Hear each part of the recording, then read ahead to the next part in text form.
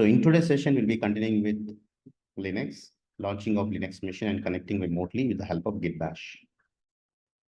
So let us connect to the AWS. We are logging to the AWS as a root account.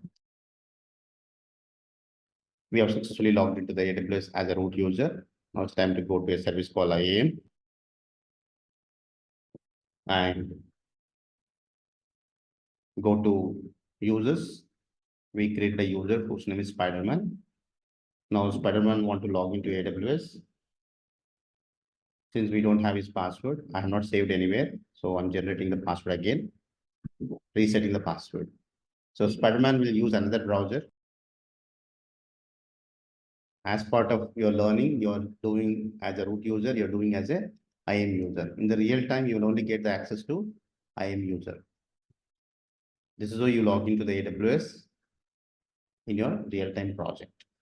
Root user credentials, they will not give you. They will only give you username, password. You need to remember the username and password and log into the AWS every day. Once you log into AWS as a IAM user, you must go to a region where you have access to it.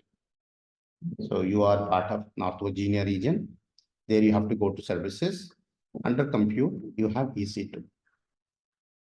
We are launching virtual machine in the cloud.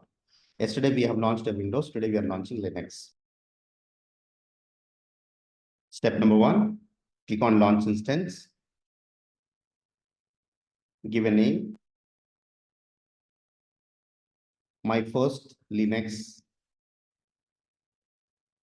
I'm going with Ubuntu. Select Ubuntu operating system ISO file. There are different versions are there. Go with the latest. Here is the AMI ID. Here we have different types of instance types. We are going with the T2.micro. Then we have key pairs.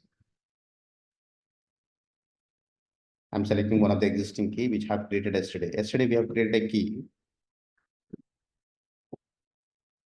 I think which one I created? Let me... Spider NV. This is a key we created yesterday.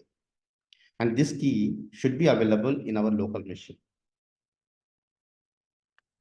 Should be available in our local machine under downloads.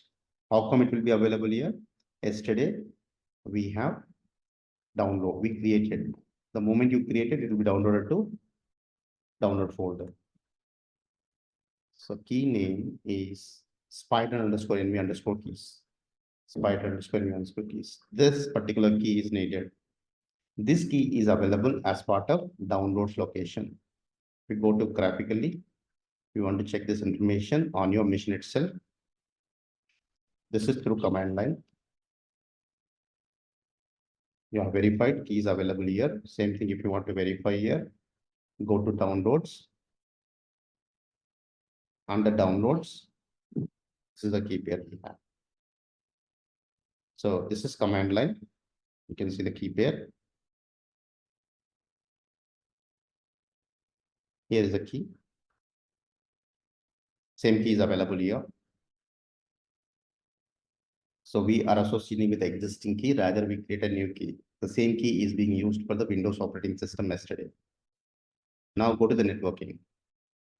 As per the diagram, we are launching this Linux machine. During the launch of Linux machine, we selected ISO file, we selected instance type, we selected key pair, and we are supposed to select about network and subnet. So this is the subnet we need to select. And this subnet is part of this particular network. So now we have a network selection. Click on it button. How many networks you have? Only one default network. How many subnets you have? 6 subnets. Why 6? In North Virginia, you have 6. And go to one of the subnet. That means I have selected this particular subnet. Under this network, I selected this particular subnet. Why? To launch this operating system.